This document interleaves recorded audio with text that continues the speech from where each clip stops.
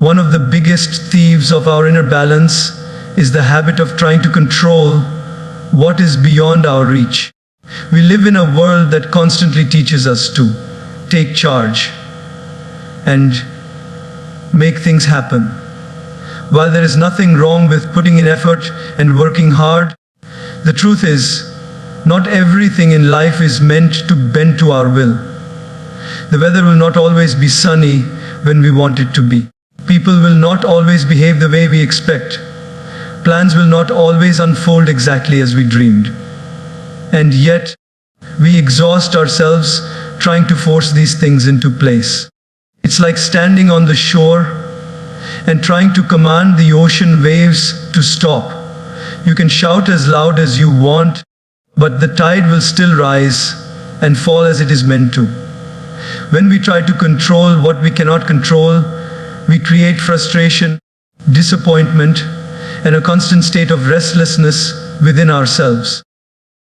We cling so tightly to our desired outcome that when life takes a different turn, we feel like the ground beneath us has been pulled away. But the moment we understand that there is a higher order guiding life, there is a wisdom greater than our shaping events, something inside us relaxes. We begin to see that letting go is not weakness, it is trust. It is trusting that the same God who painted the skies and moves the planets knows exactly how to arrange the details of our lives. Think about a river. If you try to block its natural flow, the water will only rise and create pressure, eventually breaking through in ways you can't control. But if you allow the river to flow and work with its current, you can navigate smoothly. In the same way, when we resist the natural flow of life by demanding that everything happen our way, we only increase our own suffering. But when we trust the flow, when we say, "This is beyond me and I place it in God's hands," we release the pressure and reclaim our peace. There is a deep freedom in focusing only on what is truly in your control. You cannot control the weather, but you can carry an umbrella. You cannot control someone's opinion about you, but you can control how you respond to it. You cannot control every twist in your journey, but you can choose to walk it with patience, grace, and faith. This shift in focus changes everything. It's like cleaning a foggy window. Suddenly you can see clearly where your energy should go and where it should not. In daily life, this understanding can save you from endless stress. Imagine you are stuck in traffic, late for an important meeting. You can either sit there honking, swearing, and feeling your heart race, or you can take a deep breath, accept that the traffic is not in your control, and use that time to listen to something uplifting, reflect in silence, or simply breathe. The situation doesn't change, but your experience of it does. And that's the beauty of letting go. The outer world may remain the same, but your inner world becomes calm. We often hear the phrase, "Let go and let God." It's not just a comforting line, it's a practical way to live. Letting go doesn't mean giving up or being passive.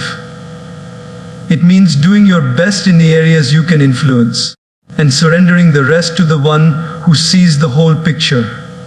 We see only a few puzzle pieces, he sees the entire design. Sometimes the delays, the detours, and even the disappointments are part of a path that will lead you to something far better than you planned. This approach also helps in relationships. Many times we want to change people, their habits, their words, their attitudes, thinking that our happiness depends on it. But people change only when they are ready, not when we force them. Trying to control someone else's journey is like trying to open a flower before it's ready to bloom. You will only damage it. Instead, focus on being the best version of yourself and let your example inspire them. The most powerful influence you have is not control, but presence. When you detach from what you cannot control, you also discover a new kind of courage. You are no longer paralyzed by fear of what might happen, because you know that whatever comes, you will meet it with strength rooted in faith. It's like walking on a rope while holding the hand of someone you trust completely. You still need to take each step carefully, but you are not afraid of falling, because you know that hand will not let you go. Every day, life will present you with two circles: the circle of what you control and the circle of what you cannot. Inner balance comes from living fully inside your circle and leaving the other one in God's care. This doesn't just bring peace, it brings energy. When you stop wasting effort on things you can't change, you have more strength for the things you can. You start to live lighter, freer, and with a heart that is less burdened. So the next time you feel yourself getting frustrated over something, pause and ask, is this in my control? If the answer is yes, act with wisdom and purpose. If the answer is no, release it. Let the river flow. Trust that there is a divine carrying you exactly where you are meant to go. Because the truth is, the more you release what you cannot control, the more unshakable your inner balance becomes. Not by holding on tighter, but by learning to let go with grace. One of the greatest misunderstandings people have is thinking that emotional detachment means being cold, uncaring, or distant. They imagine it as shutting the door to their heart so that nothing can get in. But that is not true detachment. That is emotional numbness, and numbness is not strength, it is an escape. True detachment is something far more powerful and far more beautiful. It is the art of remaining deeply connected, loving, in being chosen and compassionate, while not allowing your peace to be held hostage by the emotions of the moment. Imagine a doctor in an emergency room. Every day they see pain, fear, and sometimes loss. If the doctor breaks down crying with every patient, they won't be able to help anyone. But if they have no heart at all, they won't truly connect with those they serve. So the doctor learns a balance. To care deeply but not to drown in the pain. That balance is detachment with compassion. In our daily lives, this balance is tested constantly. Someone at work might speak to you rudely. A loved one might misunderstand your intentions.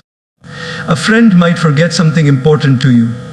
In those moments, emotional detachment does not mean ignoring them or building a wall. It means feeling the emotion, understanding it, but not letting it control your reaction.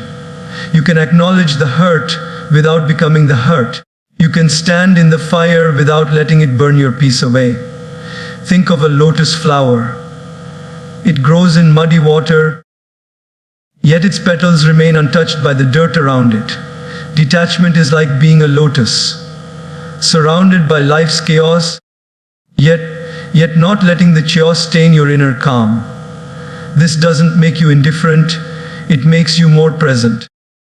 When your emotions are not constantly being pulled in every direction, you are able to listen better, speak more clearly, and act more wisely. A common example we can all relate to is parenting. A loving parent does not rush to remove every challenge from a child's path because they know that the child needs to learn resilience. If the parent panics at every scraped knee or tear, the child may grow up fearing every little discomfort. Instead, the parent stays calm, offers support, but allows the child to navigate and grow. That is emotional detachment, being there with full love, but not becoming entangled in every passing emotion. Another example is in conversations that get heated. Without detachment, we immediately react to anger with more anger, to harshness with harshness. But with detachment, we take a mental step back. We see that perhaps the other person's anger has nothing to do with us. Maybe it's their own stress, pain, or fear speaking. Instead of feeding the fire, we can be the water that cools it. This is not weakness, it is strength that comes from self-mastery.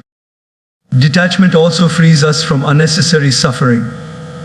Most of our stress does not come from events themselves, but from the stories we attach to them. If someone does not greet us warmly, we might tell ourselves, "They don't like me anymore."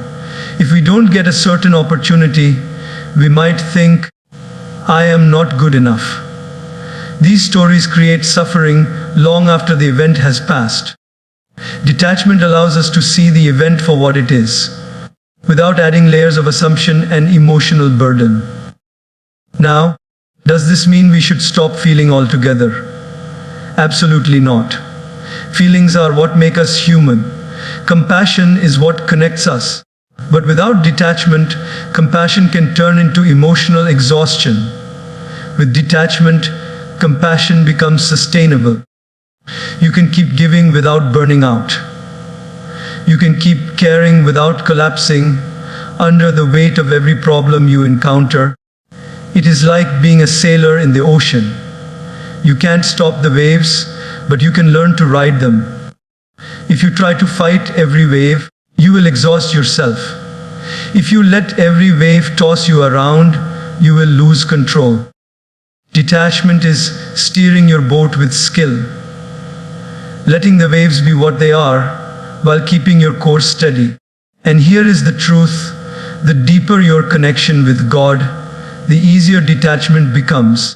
When you know that there is a greater plan unfolding, you stop clinging desperately to every outcome. You love fully, you give your best, but you release the need to control everything. You trust that whatever happens is either a blessing or a lesson, and both are for your growth. So, emotional detachment without losing compassion is not closing your heart. It is protecting your heart so you can keep it open. It is knowing how to hold space for others without losing yourself in their storms. It is choosing to be a calm presence in a noisy world, a grounded soul in a restless society. In the fast pace of life, we often think that strength is about acting quickly, answering immediately, or having a ready reply for every word thrown at us. But true inner strength is not in speed. It is in stillness. It is in that sacred moment between what happens to us and how we choose to respond. That moment, that pause, is where your power lies. And yet it is the most overlooked treasure in daily life. Imagine someone says something hurtful to you in anger. Without a pause, your mind reacts instantly. Words rush to your tongue. Emotions rise like a flood. You fire back, and now the fire between you both grows hotter. Later, when you've calmed down, you might think, I wish I hadn't said that. I could handle it better. That regret comes because in the heat of the moment, you gave control of your peace to the situation. But if you had paused, even for a few seconds, you could have seen the situation differently. You could have chosen your response instead of being dragged by your reaction. A pause is like a bridge over a raging river. Without it, you jump straight into the water and get swept away. With it, you cross safely to the other side. The river is your emotion, the bridge is your pause. It is not about denying the emotion. It is about giving yourself the space to see it clearly before you act. Look at nature. Even the most powerful volcano does not erupt every day. It builds, it waits, and then, only when the time is right, does it release its energy. Similarly, mastering the pause means holding your energy, allowing it to settle, and releasing it in a way that does not destroy but transforms. There is a beautiful lesson in how archers shoot arrows. They do not simply pull the string and release in one motion. They pull back, they hold, they aim, and then they release. That moment of holding is the pause. the time to find clarity and direction. Without it, the arrow would miss its target. In life, our words and actions are arrows. If we release them without pausing to aim, they may land somewhere we never intended, causing harm we never wanted. We can see the power of the pause in everyday life. Picture yourself in heavy traffic. Someone cuts you off suddenly. Your instinct might be to honk aggressively, shout, or feel your blood pressure rise. But if you pause, take a deep breath, remind yourself that maybe they are rushing for a reason you don't know. You save yourself the stress and possibly prevent an accident. That pause is not weakness, it's wisdom. Another daily example is in family disagreements. When a loved one says something in frustration, pausing allows you to hear the behind their words instead of just the words themselves. It gives you the chance to respond with empathy instead of defensiveness. Sometimes, just a moment of silence, speak in turn an argument into a meaningful conversation. Mastering the pause is not about being slow, it is about being intentional. It's about recognizing that your first reaction is often driven by emotion, not clarity. The pause gives you the chance to let the initial wave of emotion pass, so you can act from strength, not from impulse. This is not easy in a world that rewards quick answers and fast replies. We are conditioned to respond instantly to messages, calls, and situations. But strength lies in breaking that habit, in training yourself to breathe, observe, and then decide. Even a 3-second pause can change the entire outcome of a situation.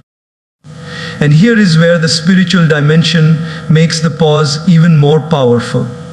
When you take that moment, you can use it to connect with God, silently asking, "What is the right thing to do here? How would you want me to respond?" That brief prayer in your heart can be the difference between a reaction you regret and a response you are proud of. The pause becomes not just a tool of self-control, but a channel for divine guidance. Think of it like this. You are holding a cup of tea and someone bumps into you. Whatever is inside the cup will spill out. Life will bump into you often, through challenges, irritations, and provocations. If you are full of anger, that will spill out. If you are full of peace, that will spill out. The pause gives you time to make sure that what spills out reflects who you truly are, not just what you're feeling in that second. And with practice, the pause becomes a natural part of you. You begin to notice that you are no longer reacting to every little thing. You start to feel a quiet confidence, knowing that nothing can easily pull you away from your center. People around you begin to notice it too. They see that you are not easily provoked, and they start to trust your words because they come from thoughtfulness, not impulse. The pause is not just for big arguments or stressful moments. It's for every part of life. In pausing before saying yes to a commitment, before sending a message, before making a decision, gives you the space to align your actions with your values. It helps you live intentionally instead of reacting automatically. In life, situations are like the weather. They change without warning. One day the sun is shining, the air is calm, and everything feels perfect. The next day the clouds gather, the wind howls, and rain pours without mercy. If your mood and actions are determined only by the weather of your life, you will find yourself constantly shifting. Happy one moment, frustrated the next, kind in the morning, harsh by the evening. True strength. Strength is when your inner climate does not depend on the outer weather. And the way to create that stability is to live by unshakable values, not by the changing conditions around you. Values are like the roots of a tree. They are hidden beneath the surface, but they hold the tree steady during every storm. Without roots, a tree can be knocked over by the lightest wind. Without values, a person can be swayed by every opinion, every temptation, and every emotional wave. You might have moments of greatness that they're living chosen, but they will not last because they are not anchored in something deeper. Living by values means deciding who you are before life tests you. If honesty is your value, you remain honest whether it benefits you or costs you. If kindness is your value, you remain kind even when others are rude. If patience is your value, you practice it even when everything in you wants to hurry. This is the strength that makes you untouchable. Because situations will try to bend you, but your values will hold you upright. Think about a compass. A compass always points north, no matter where you or how much you turn it. It does not get confused by the scenery or by how many people are walking in a different direction. Your values should be like that compass, always pointing you toward your true north, no matter what is happening around you. Situations will try to turn you, but your compass will remind you where to go. We see this in small, everyday moments. Imagine you are in a shop and the cashier gives you more change than you are supposed to receive. The situation is tempting. No one saw it, and you could easily walk away with the extra money. But if integrity is your value, you return it without hesitation. You don't need to think twice, because you have already decided the kind of person you will be, regardless of the situation. Or imagine someone insults you publicly. The situation pushes you to respond in anger. But if dignity and self-control are your values, you choose your words carefully, not to match their level, but to rise above it. People may think you are weak because you didn't fight back with equal harshness, but in reality, you demonstrated a strength they may not yet understand. The challenge is that situations often disguise themselves as the reason for our actions. We say, I was rude because they were right to me, or I lied because it was a difficult situation. But in truth, situations are not the cause. They are the test. The real cause is whether our values are strong enough to guide us through that test. Living by values also brings peace of mind. When your decisions are guided by your values, you no longer waste energy worrying about whether you did the right thing. You may not always get the outcome you want, but you can rest knowing you acted in alignment with who you truly are. That inner peace is worth more than any temporary gain from compromising your principles. It's important to remember that values are not chosen for convenience. They are chosen for character. They will sometimes make your path harder. They may cause you to lose opportunities or relationships that are not aligned with them. But they will also ensure that the opportunities and relationships you do keep are built on trust and respect.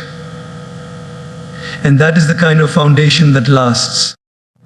In the bigger picture, living by values makes you dependable. People will know where you stand. They won't have to wonder if you'll change your stance based on what benefits you in the moment. This consistency earns a respect that no title or wealth can buy. The world is full of people whose actions change like the wind. Being someone who stands firm is a rare and powerful thing. And here's the deeper truth. Values are not just about morality, they are about spiritual alignment. When you live by values, you are living in harmony with the higher laws of the universe. Honesty, kindness, humility, and patience are not just human ideals, they are divine qualities. Every time you choose them over convenience, you are strengthening your connection with God.